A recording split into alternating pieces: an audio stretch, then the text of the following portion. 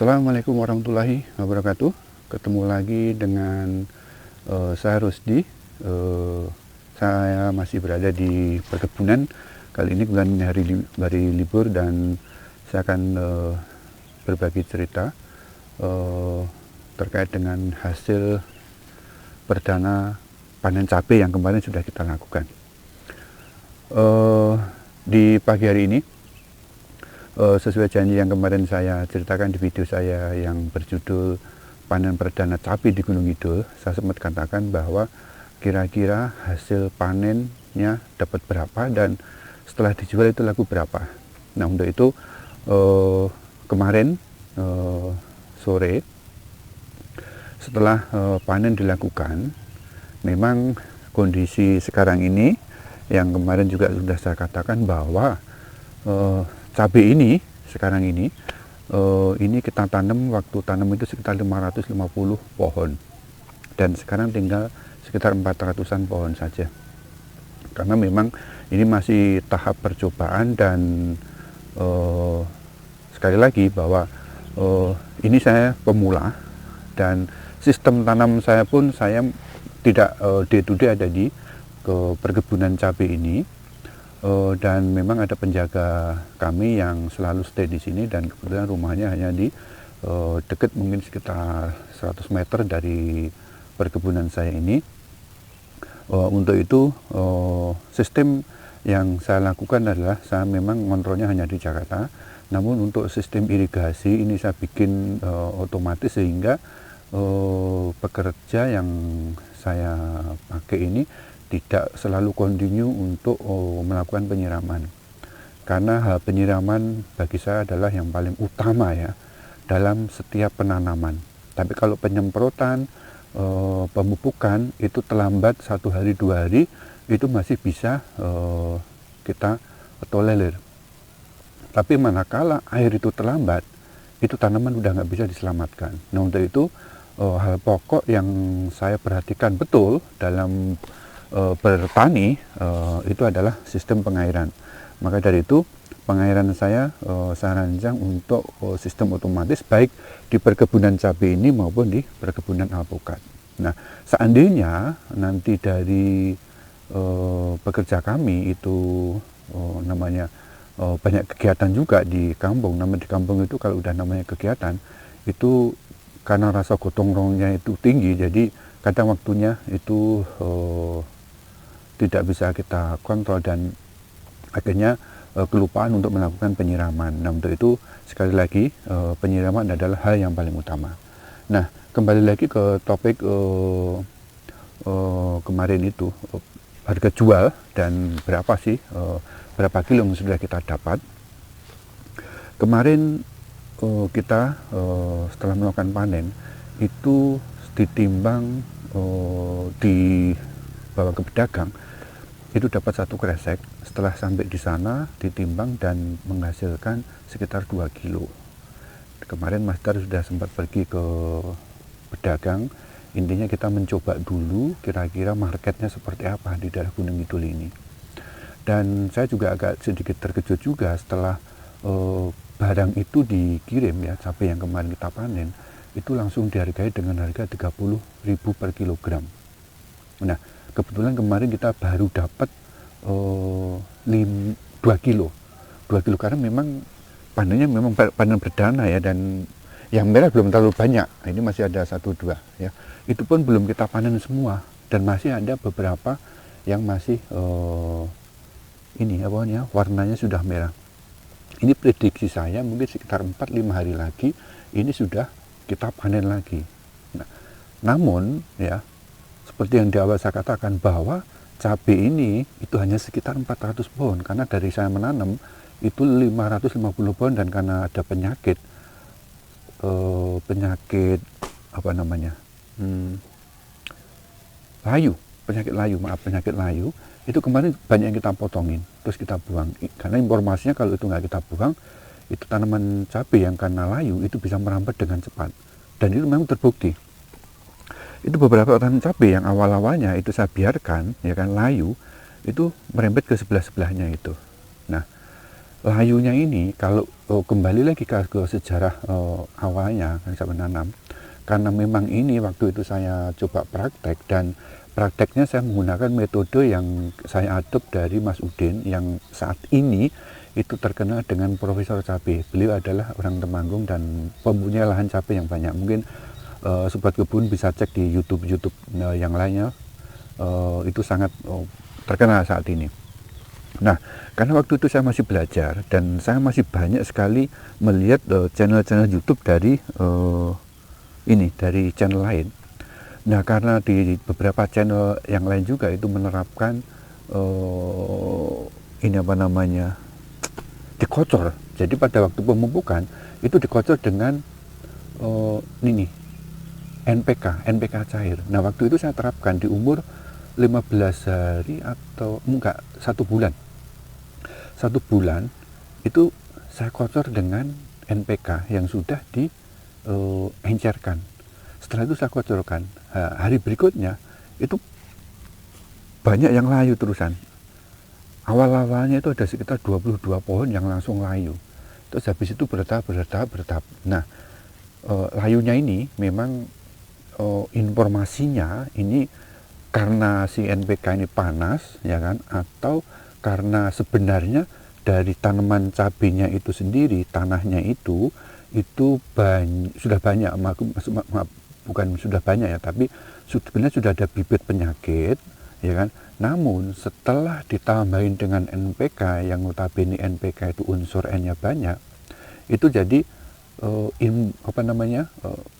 bibit virus atau bakteri penyakit tadi itu yang ada di dalam tanah, yang ada di dalam mulsa ini, tambahan dengan unsur N, itu katanya menjadi makanannya dia, sehingga tanaman ini menjadi layu. Jadi karena lagi-lagi ya ini semuanya adalah saya dalam proses pembelajaran dan ini adalah uji coba saya yang ada di Gunung Kidul. Nah, dari itu saya cek-cek di YouTube kan, dan informasinya ternyata penyakit itu atau virus ya mungkin ya, virus itu makanannya adalah nitrogen. Nah, dengan adanya informasi itu juga saya jadi berpikir, oh ternyata kemarin yang membuat itu layu itu adalah karena saya kocor dengan nitrogen. Sekali lagi ya, ini saya masih percobaan dan terlalu banyak teori yang saya adop dari channel YouTube, sehingga ya hasilnya seperti ini.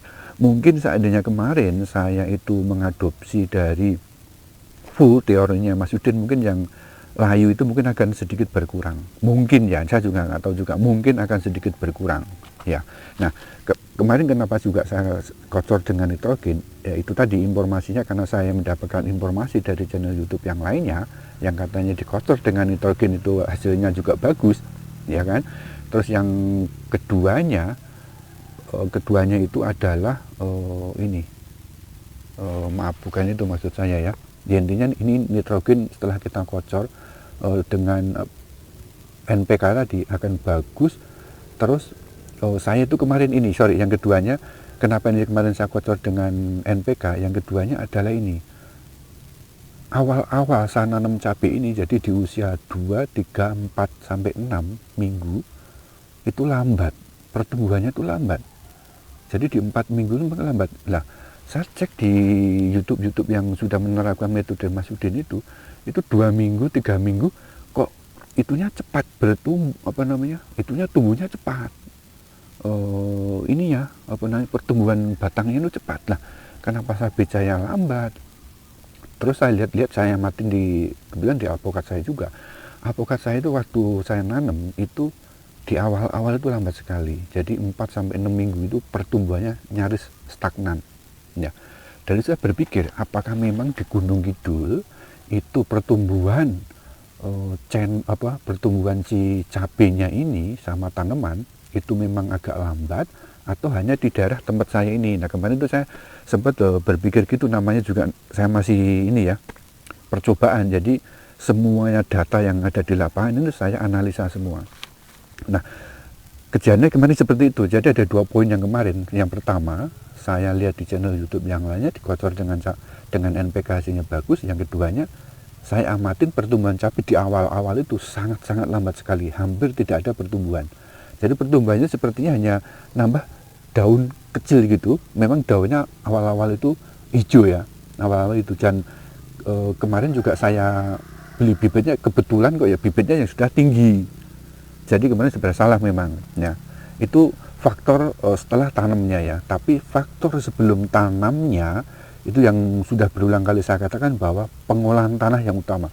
Pengolahan tanah ini kemarin saya ada kesalahan besar, karena pada waktu lebaran kemarin sisa cuti saya masih 4 hari dan saya harus kembali ke Jakarta, makanya dalam waktu 2 hari itu pengolahan tanah ini saya kebut semua. Hari pertama saya kebetulan hanya pakai dua karung pupuk kandang, dan itu kita langsung kita aduk, kita bagi menjadi 8 bedengan, itu kan hal yang mungkin. Terus ada sisa sedikit NPK sekitar mungkin 4 kilo, itu saya tebarkan semua, saya bagi ke ini, ke 8 bedengan, sama ada kapur dolomit setengah sak itu, yang sak yang 5 kilo, jadi mungkin sekitar 2 kilo. Ini saya bagi ke 8 bedengan, dan itu sangat kecil sekali. Nah setelah itu hari pertamanya saya olah dengan gitu. Hari pertamanya sore itu, jadi setelah olah tanah itu selesai semua, sorenya langsung kita kasih dengan yang 3 macam yang dari itu rekomendasinya Mas Udin itu, yaitu si karbon, terus asam humat itu, sama ada trikoderma. Nah itu kita kocor, terus kita aduk terus kita kocorkan di lubang tanamnya. Baru di hari berikutnya, hari yang keduanya, langsung kita tanam ya, seperti itu. Nah makanya mungkin dari sisi pengolahan tanah ini, pengamatan saya hingga saat ini, kenapa cabai saya ini banyak yang mati ya kemarin ya. Jadi yang pertama adalah, ini catatan saya pribadi, itu adalah pengolahan tanah yang kurang sempurna. Jadi rekomendasi saya berikutnya adalah untuk di daerah Gunung Kidul ini mungkin pupuk kandang sama kapur dolomit. Terus kalau bisa ini sekam bakar agar porositasnya si tanah ini terjaga. Itu harus ditambahkan. Jadi pupuk kandang ya itu harus banyak, cukup lah mungkin ya. Terus sekam bakar kalau bisa, sama kapur dolomit ya. Itu minimal 3 ini harus diterapkan ya kan. Terus nanti kita boleh kasih TSP ya. TSP nanti kita kasihkan. Nah ini mungkin ada aturannya, mungkin bisa dilihat juga di literatur yang lainnya. Itu yang utama. Terus saya akan melakukan penyemprotan ini juga, desinfektan. Oh ya maaf, tadi yang metode Mas Udin saya juga lakukan penyemprotan fungisida sama insektisida di hari yang pertama juga ya. Jadi hari yang pertama itu ada pengolahan tanah dan insektisida, langsung kita kocor. Itu kesalahan yang kemarin saat di penanaman cabai ini.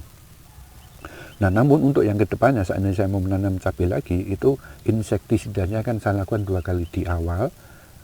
Pengolahan tanah itu kita semprot dengan insektisida dan fungisida, terus kita taburkan nanti pupuk tadi itu, pupuk kandang, dolomit sama TS ya tadi ya, pupuk sekam bakar, pupuk kandang sama kok lupa lagi saya ya, ada 3 macam itu tadi. Terus habis itu nanti saya semprot lagi dengan fungisida sama insektisida.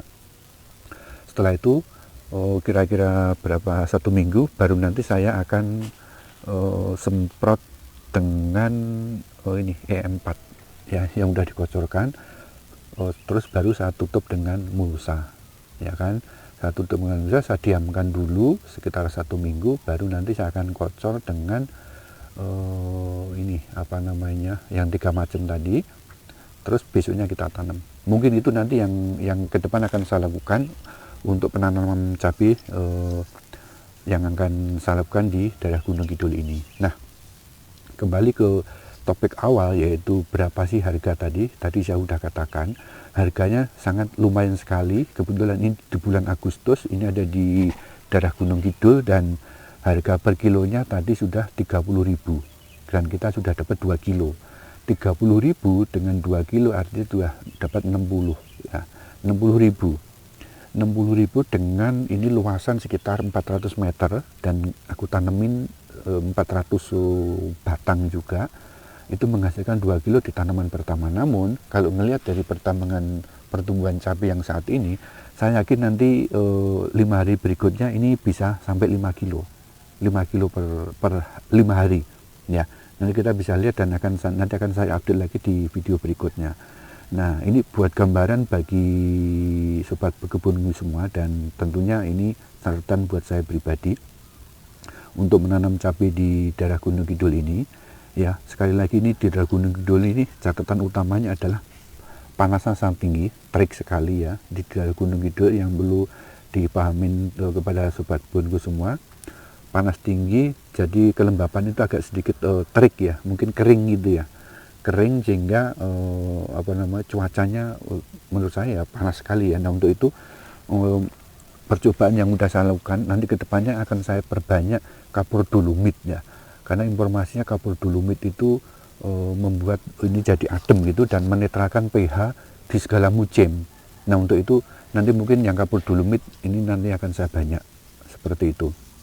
Ya, ini untuk catatan saya ke depannya. Nah, tentunya saya juga tidak menutup kemungkinan bagi sobat berkebunku semua, ya kan, seandainya ada masukan dan inputan, dan saya yakin sobat berkebunku semua lebih sudah berpengalaman di dalam penanaman cabai, dan karena ini saya adalah penanaman cabai yang pertama, nanti saya sangat senang sekali apabila ada masukan dan inputan saran yang bisa saya dapatkan ya. Nanti bisa dikomentarin di kolom komentar, dan nanti insya Allah kedepannya akan saya terapkan untuk perkembangan di